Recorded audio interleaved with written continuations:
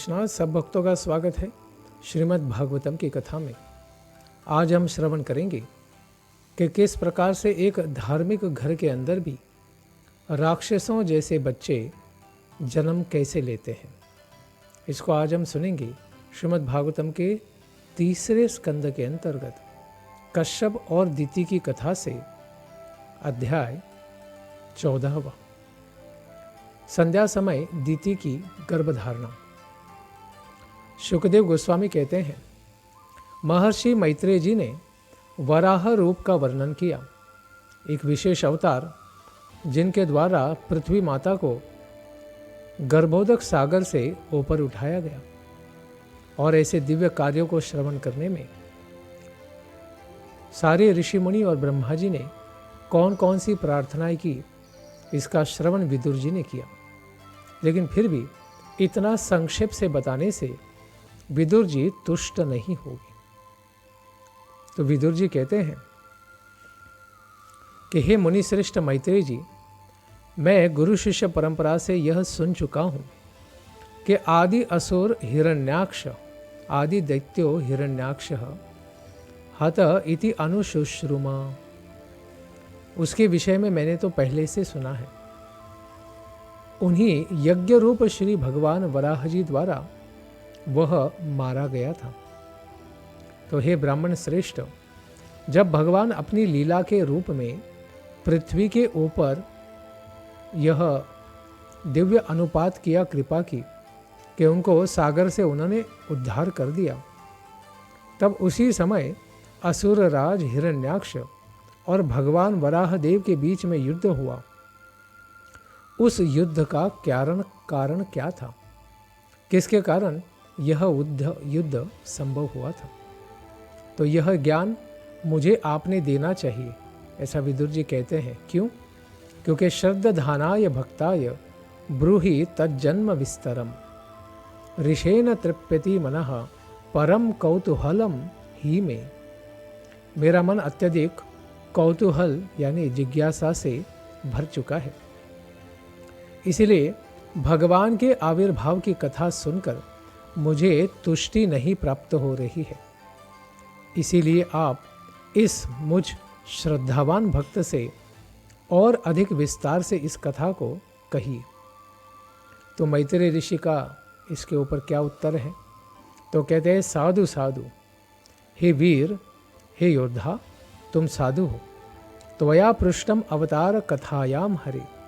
भगवान श्री हरि के अवतार के कथा के पृच्छा में तुमने जो जो ये प्रश्न रखे हैं वे बड़े ही महान हैं, क्योंकि वे सब मर्त्य जगत में जन्म मृत्यु के पाश से मुक्त कराने वाले हैं। इसीलिए ऐसी कथाओं को अवश्य श्रवण और कीर्तन करने योग्य ही हैं। इन कथाओं को मुनि नारद जी से सुनकर राजा उत्तानपाद का पुत्र स्वयं ध्रुव महाराज भगवान के विषय में प्रबुद्ध हो सके। उन्हें संपूर्ण ज्ञान प्राप्त हो गया और मृत्यु के सिर पर, साक्षात काल के सिर पर पांव रखते हुए वे भगवान के वैकुंठ धाम पहुंच गए थे, जिसकी कथा हम चौथे अध्याय में, चौथे स्कंद में श्रवण करने वाले हैं। वह वराह रूप भगवान तथा हिरण्याक्ष एक महान असुर, इनके मध्य जो युद्ध हुआ, यह इतिहास मैंने बहुत वर्षों पूर्व तब सुना था जब सारे देवताओं के अग्रणी स्वयं भगवान ब्रह्मदेव, इनके द्वारा अन्य देवताओं के पूछे जाने पर उन्होंने वर्णन किया हुआ था। तो ऐतिहासिक सत्य बताते हैं कि उन्होंने यह इतिहास किससे सुना था? साक्षात ब्रह्मा जी से सुना था। दक्ष कन्या दिति ने काम की उत्पीड़न से, कामेच्छा से पीड़ित होकर संध्याकालीन समय में अपने पति मरीचि के पुत्र कश्यप मुनि से संतान उत्पन्न करने के उद्देश्य से संभोग करने की प्रार्थना की थी। सूर्य अस्त हो रहा था, तो संध्या का समय था, दिन खत्म हो रहा था और रात्रि प्रारंभ होने वाली थी। उसी को संध्या काल कहते हैं। और मुनि भगवान श्री विष्णु जो साक्षात यज्ञ हैं, ऐसे यज्ञ पुरुष के लिए यज्ञ में आहुति देने के बाद समाधि में आसन लगा रहे थे, यानी गायत्री करने जा रहे थे। उसी समय उनकी एक पत्नी दिति, जो सारे दैत्यों की माता है, वह उनके पास पहुंच गई। उस अत्यंत सुंदर दिति ने इस प्रकार से अपनी इच्छा प्रकट की, हे विद्वान ब्राह्मण, कामदेव अपने तीरों को लेकर, जो 5 प्रकार के कामदेव के बाण हैं, उनके द्वारा लेकर मुझे बलपूर्वक उसी तरह सता रहा है जिस तरह उन्मत्त हाथी एक केले के वृक्ष को झकझोरता है। तो हाथी को केले के साथ खेलना बड़ा अच्छा लगता है, उसको उखाड़ उखाड़ के फेंकता रहता है। उसी प्रकार से कामदेव भी इस संसार में दुर्बल जीवों को काम से पीड़ित करता रहता है। इसीलिए आप कृपा करके मेरे ऊपर दया दिखाइए और कृपा दिखाइए। मुझे पुत्र प्राप्त करने की इच्छा हो रही है, और मैं जब अपने सौतों को, आपकी दूसरी पत्नियों को, उनके बच्चों को, उनके ऐश्वर्य को देखती हूँ तो मैं अत्यधिक व्यथित होती हूँ, बड़ा दुख होता है, पीड़ा होती है। इस कृत्य को करने से आप भी तो सुखी होंगे, क्योंकि मेरे बच्चे यानी आपके ही बच्चे हैं, तो मेरा मान बढ़ेगा तो संसार में आपकी भी कीर्ति वृद्धिंगत होगी। इसीलिए कहते भी हैं, पुत्र शून्यम, अगर पुत्र प्राप्ति न हो तो गृह शून्यम, अगर बच्चे ही न हो तो गृह और गृहस्थ कभी सुखी नहीं हो सकते। इसीलिए बच्चे प्राप्त करना तो यह पति पत्नी का धार्मिक कर्तव्य ही है। एक स्त्री अपने पति के आशीर्वाद से ही तो संसार में आदर प्राप्त करती है कि यह सती साध्वी है, अच्छे बच्चों को इन्होंने जन्म दिया है, और संतानें होने से तो आप जैसा पति भी प्रसिद्ध होगा, क्योंकि आप जीवों के विस्तार के निमित्त ही स्वयं ब्रह्मा जी ने आपको प्रजापति बनाया है। अनेक अनेक जीवों को प्रकट करने की जिम्मेदारी आपके ऊपर ऐसे भी निहित है। बहुत काल पूर्व अत्यंत ऐश्वर्यवान हमारे पिताजी दक्ष महाराज ने, जो अपनी हम सब पुत्रियां हैं, उनके प्रति अत्यंत वत्सल होने के कारण हम सबको अलग अलग एकांत में पूछा था कि तुम किसे अपना पति रूप में चुनना चाहती हो। तो यहाँ वैदिक सभ्यता से पता चलता है कि बेटियों की शादियाँ, विवाह बलपूर्वक किसी भी लड़के के साथ नहीं करते थे। उनका मनोभाव जानने के पश्चात ही उनके पिता उनका विवाह कराते थे। यहाँ दक्ष और दिति के उदाहरण से पता चलता है। हमारे शुभाकांक्षी पिता दक्ष महाराज ने हमारे मनोभाव को जानकर ही अपने एक नहीं 13 पुत्रियों की इच्छा आप कश्यप मुनि से विवाह करने की सुनकर फिर कन्यादान करके 13 ही पुत्रियों को आपको दान में दे दिया था, और तब से हम भी आपकी आज्ञाकारिणी बनी हुई हैं। तो हे कमल लोचन, कृपा करके मेरी इच्छा पूरी करने के लिए आप मुझे आशीर्वाद दें। जब कोई त्रस्त होकर किसी महापुरुष के पास पहुंचता है तो उसकी याचना कभी भी व्यर्थ नहीं होनी चाहिए, अर्थात उसे पूरा करना चाहिए। और यही साधु का कर्तव्य होता है कि शरणागत का कल्याण करना। इस प्रकार से मैत्रेय मुनि कहते हैं कि हे वीर विदुर, इस तरह काम वासना के कलमश से ग्रस्त हुई और असहाय और बड़बड़ाती हुई दिति को मरीचि पुत्र कश्यप मुनि ने समुचित शब्दों से शांत करने का प्रयास किया। उन्होंने कहा, हे भीरु, तुम्हें जो भी इच्छा प्रिय हो, मैं तो उसे तुरंत ही तृप्त करना चाहता हूँ, क्योंकि तुम्हारे अतिरिक्त मुक्ति की 3 सिद्धियों का स्रोत और कौन है। यानी धर्म में, यज्ञ कर्म में भी उनकी सहायता है, अर्थ में भी, यानी ब्राह्मण का कर्तव्य है यज्ञ, जिसके द्वारा अनुष्ठान करने से यजमान से उन्हें दान प्राप्त हो सकता है। तो ऐसे अर्थ में भी उनकी सहायता है, और काम में भी, यानी बच्चे उत्पन्न करने में भी वो सहायक है। मोक्ष में भले ही न हो, लेकिन 3 इन प्रकार के धर्मों की सिद्धि के लिए उपयोगी है। और फिर बाद में मोक्ष के लिए भी जब वो चला जाए तो ऐसी पत्नी को अपने धार्मिक पुत्र के पास छोड़कर पिता वानप्रस्थ आश्रम ग्रहण कर सकते हैं।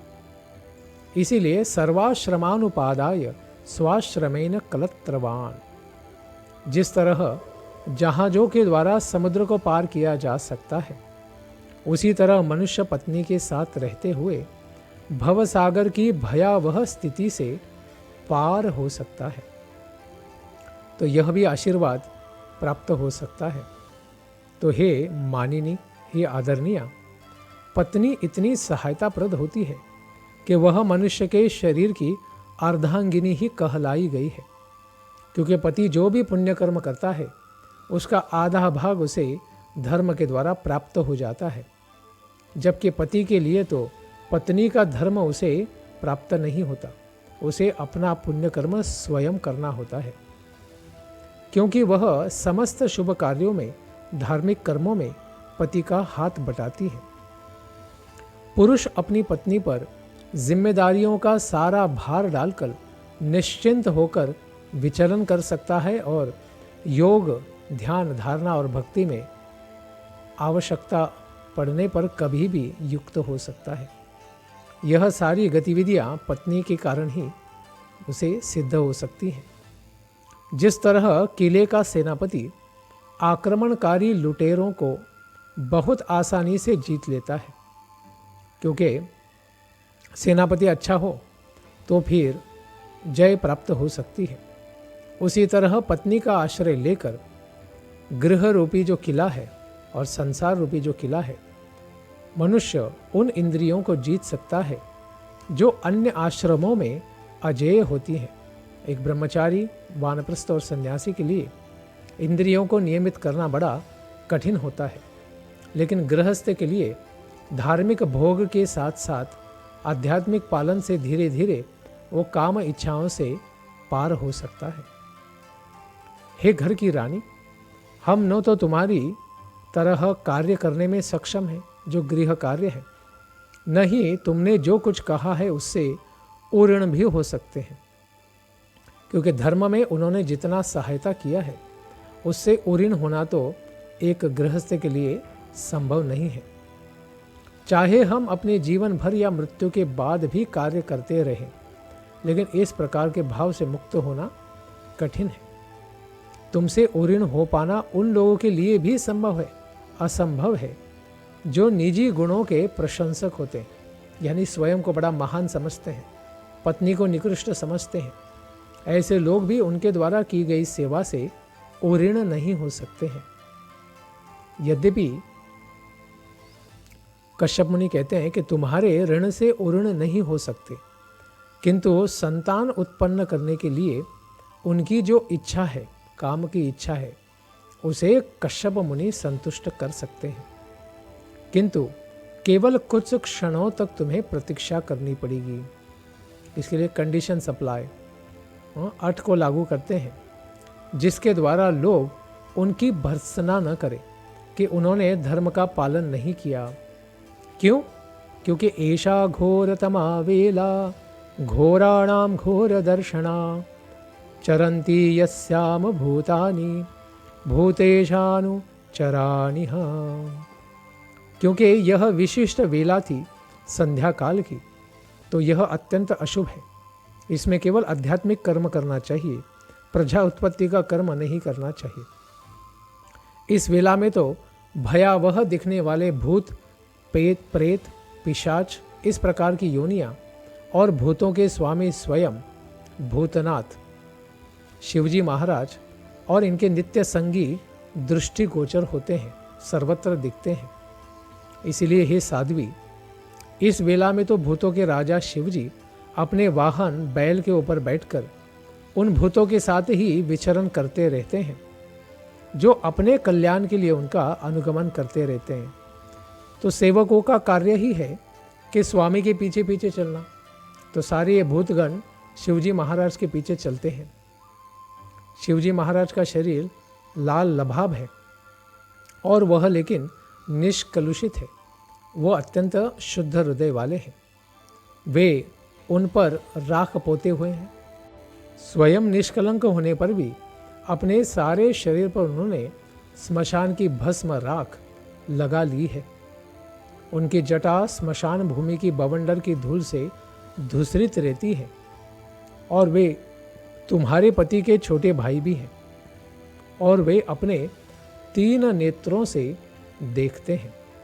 छोटे भाई इसलिए क्योंकि सबसे छोटी दीति की बहन थी सती, और सती के पति होने से वे छोटे माने गए हैं।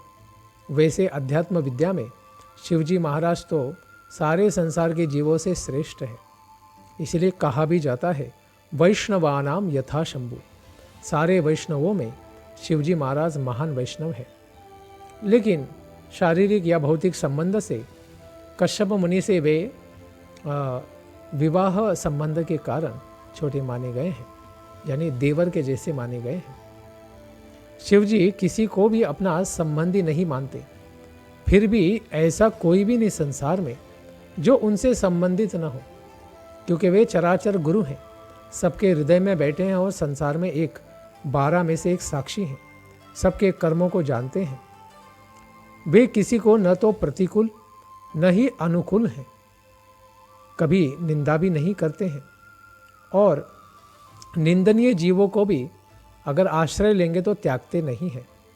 हम स्वयं उनके उच्चिष्ट भोजन को सादर पूजा करते हैं। उनके महाप्रसाद का तो हम भी सेवन करना चाहते हैं, इतने वैरागी और महान हैं। और वे जिसका तिरस्कार करते हैं उसको हम शीश झुकाकर स्वीकार करते हैं। यानी दक्ष के साथ उनका मनमुटाव बाद में होता है और फिर उनके सेवक ही दक्ष का गला काट देते हैं, तो फिर ऐसे दक्ष से भी सब लोग दूर रहते हैं। इसीलिए कहते हैं यस्यान अवद्याचरितम मनीषिनो गृणन्ति अविद्यापटलम बिभित्सवः। यद्यपि भौतिक जगत में न कोई भगवान शिवजी के बराबर है, न ही उनसे बढ़कर है, और अविद्या के समूह को छिन्न भिन्न करने के लिए उनके अनिंद्य चरित्र अर्थात अत्यंत पवित्र ऐसे चरित्र का महात्माओं द्वारा भी अनुसरण किया जाता है। फिर भी वे सारे भगवत भक्तों को मोक्ष प्रदान करने के लिए ऐसे बने रहते हैं मानो कोई पागल व्यक्ति हो, जैसे कोई साक्षात पिशाच हो। इस प्रकार से पिशाच वृत्ति को प्राप्त करते पिशाच चर्याम, लेकिन है तो इतने महान कि भक्तों का भी मोक्ष करा सकते हैं। इसीलिए जो मूर्ख लोग होते हैं वो क्या करते हैं, हसन्ति यस्या चरितम ही दुर्भगा। जो अभागे मूर्ख व्यक्ति हैं वे यह नहीं जानते कि वे अपने में ही मस्त रहते हैं और उन पर हंसते हैं। ऐसे मूर्ख व्यक्ति अपने उस शरीर को जो कुत्तों के द्वारा बाद में खाया जाएगा, बस केवल गीधड़, कुत्ते या मिट्टी या राख या किसी प्राणी का मल बनने के लायक ऐसा शरीर है। इसी में वस्त्र, आभूषण, माला तथा लेप से सजाए रहते हैं। तो ऐसे मूर्ख शिवजी महाराज का अपराध करते हैं या फिर उनकी वेला का भी अपराध करते हैं। तो यह उनकी ही वेला चल रही है, तो उनका हमसे अपराध नहीं होना चाहिए। ब्रह्मा जी जैसे देवता भी उनके द्वारा अपनाए जाने वाले धार्मिक अनुष्ठानों का पालन करते हैं, उनका कभी अपराध नहीं करते। वे उस भौतिक शक्ति के, दुर्गा देवी के नियंता हैं, जो बहिरंगा शक्ति है और सारे जगत की सृजन करने में उसकी शक्ति है। सृष्टि, स्थिति, पालन, साधन शक्ति एका, ऐसी ये बहिरंगा शक्ति दुर्गा देवी उसके स्वामी है। वे अत्यंत महान है, अतएव उनके पिशाचवत गुण मात्र विडंबना ही है, अर्थात केवल एक ढोंग है, एक लीला है उनकी। कभी उसको हमें गंभीरता से नहीं लेना चाहिए। इसके ऊपर मैत्रेय ऋषि कहते हैं, इस तरह दीति अपने पति से सारे ज्ञान के द्वारा सूचित की गई, किंतु वह संभोग की तुष्टि के लिए कामदेव द्वारा विवश कर दी गई थी। इसलिए उसकी सम्मोह में बुद्धि भ्रष्ट हो गई थी। उसने उस महान ब्राह्मण ऋषि का कपड़ा ही पकड़ लिया, वस्त्र धारण कर लिया जैसे एक निर्लज्ज वेश्या अपने ग्राहक के कपड़े पकड़ लेती है, उसी प्रकार से दिति ने भी अधार्मिक कृत्य के लिए अपने पति को उत्साहित किया।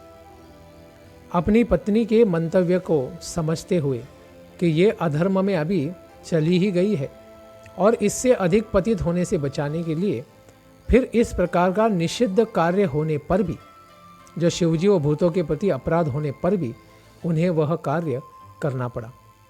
इसीलिए गृहस्थ को अधर्म में गिरने का बड़ा भय रहता है, क्योंकि अगर पत्नी धार्मिक न हो तो अनेक प्रकार के पाप कर्मों में पति को लगना पड़ सकता है।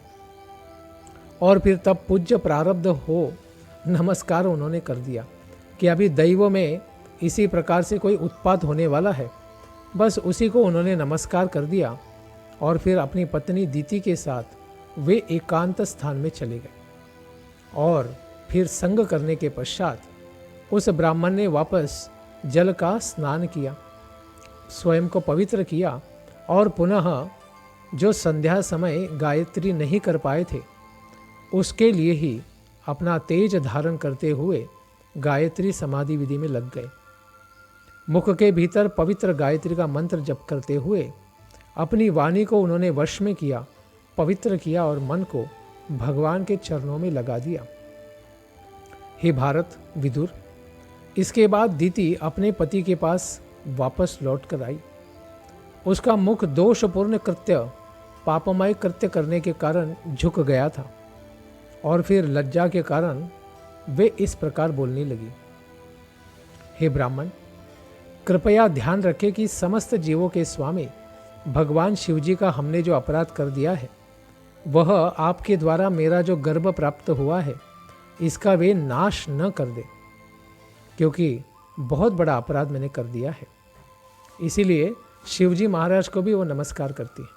स्त्री सुलभ स्वभाव होने के कारण अपने पति शिवजी और भगवान के प्रति उनकी आस्था है, लेकिन क्योंकि सौत होने के कारण उन्हें दूसरों का सुख देखना संभव नहीं हो पा रहा था। इसीलिए अभी शिवजी महाराज को माफ़ी मांगने का प्रयास करती हैं। नमो रुद्राय महते देवायोग्राय मीढुषे शिवाय न्यस्तदंडाय धृतदंडाय मन्यवे। मैं उन क्रोधी शिवजी महाराज को नमस्कार करती हूँ जो एक ही साथ अत्यंत उग्र महादेव हैं तथा समस्त इच्छाओं को पूरे करने वाले आशुतोष भी हैं। वे सब जीवों के कल्याणप्रद हैं, क्षमाशील है, सबको माफ़ करते हैं, किंतु उनका क्रोध उन्हें तुरंत ही दंड देने के लिए चलायमान कर सकता है। वे जब देखते हैं कि कोई धर्म का पालन नहीं कर रहा है तो ऐसे व्यक्ति को दंड देने के लिए भी तुरंत तैयार हो जाते हैं। इसलिए कहते हैं स नः प्रसीदतां भामो भगवानुर्वनुग्रह। वे हम पर प्रसन्न हो जाए, प्रसीदताम, क्योंकि वे मेरी बहन के सती के पति हैं, मेरे बहनों ही हैं। वे समस्त स्त्रियों के आराध्य देव भी हैं। शिवजी की कृपा प्राप्त होने से ही कोई पति अच्छा पति भी प्राप्त कर सकती है। वे समस्त ऐश्वर्यों के महाअधिपति हैं और उन स्त्रियों के प्रति भी कृपा दृष्टि रखते हैं जिन्हें असभ्य शिकारी भी क्षमा कर देते हैं।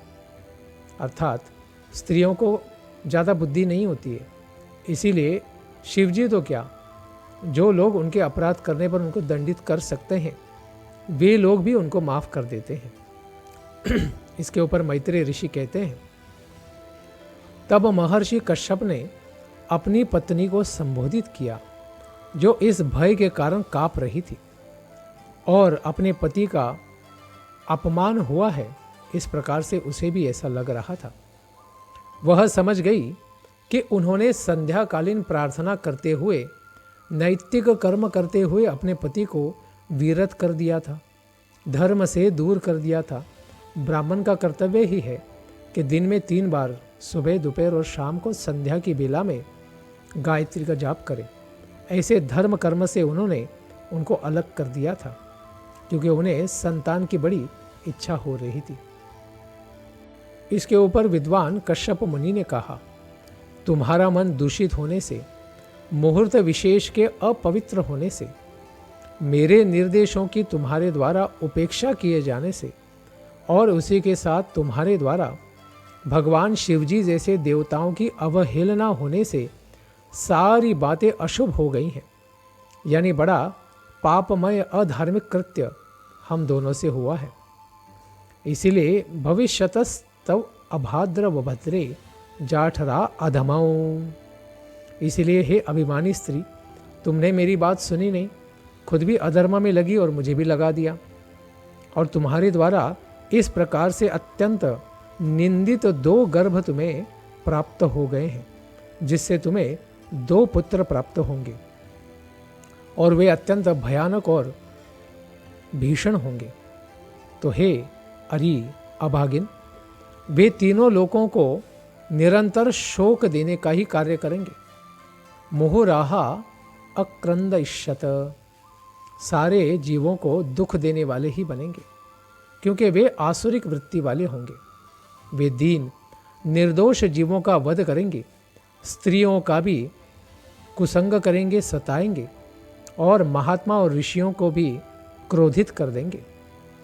उस समय ब्रह्मांड के महान स्वामी भगवान पुरुषोत्तम, जो कि समस्त जीवों के सर्वथा हितैषी हैं, स्वयं अवतरित होंगे और उनका इस तरह वध करेंगे जिस तरह इंद्र अपने वज्र से पर्वतों को ध्वस्त कर देता है।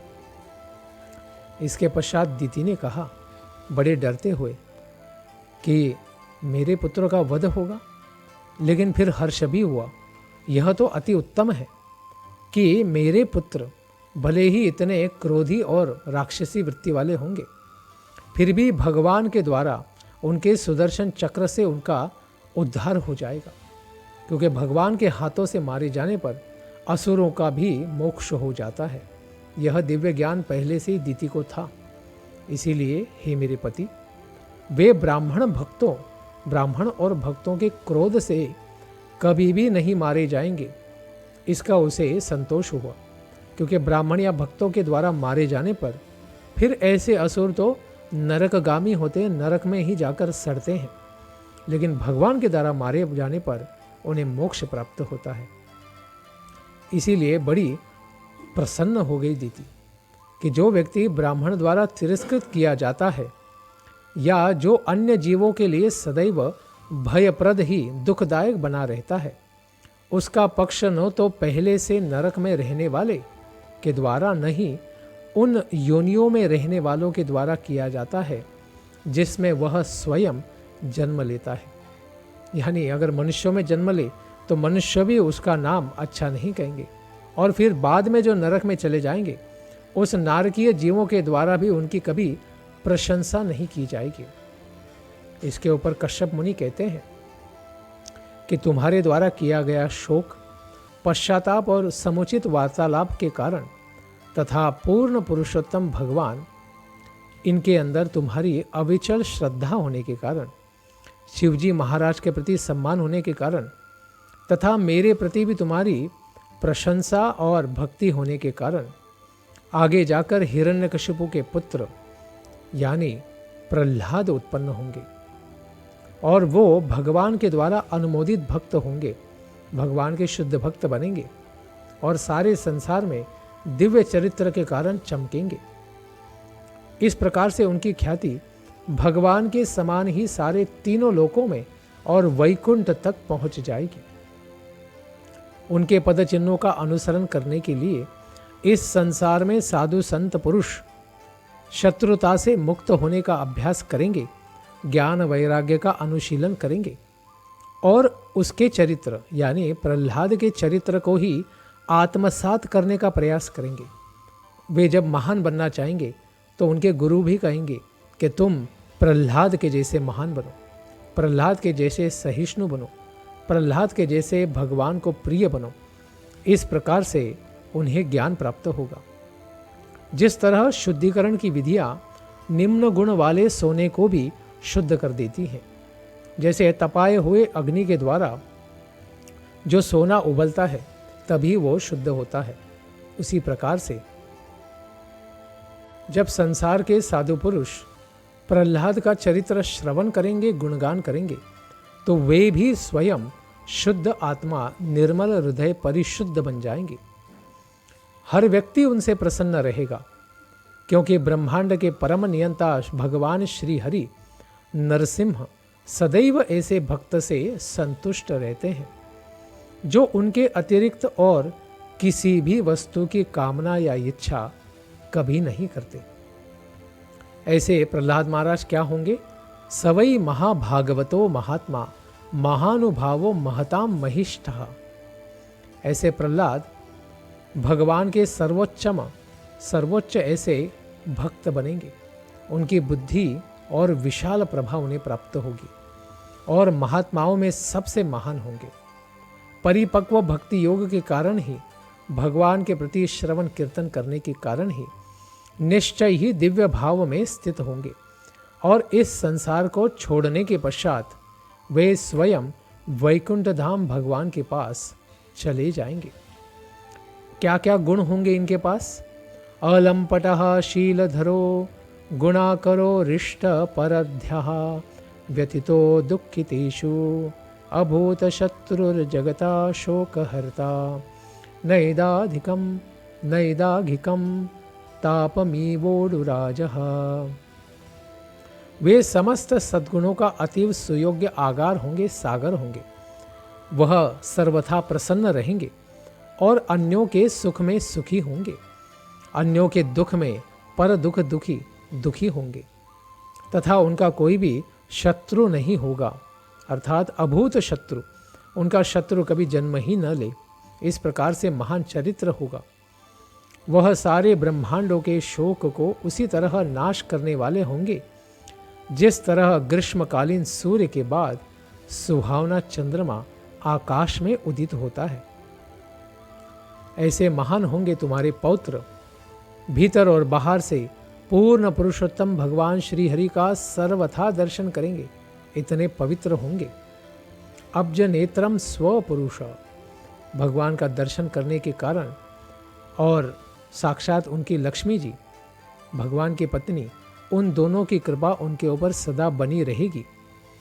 भगवान के भक्त के द्वारा इच्छित रूप धारण किया जा सकता है तो यह भी धारण कर सकते हैं और उनका मुखमंडल सदैव दिव्य कुंडलों से अत्यंत सुंदर ढंग से अलंकृत रहेगा और भगवान स्वयं इतनी कृपा करेंगे कि स्वयं प्रकट होने के पश्चात अपने गले में धारण की हुई वैकुंठ की माला इस प्रहलाद के गले में डाल देंगे।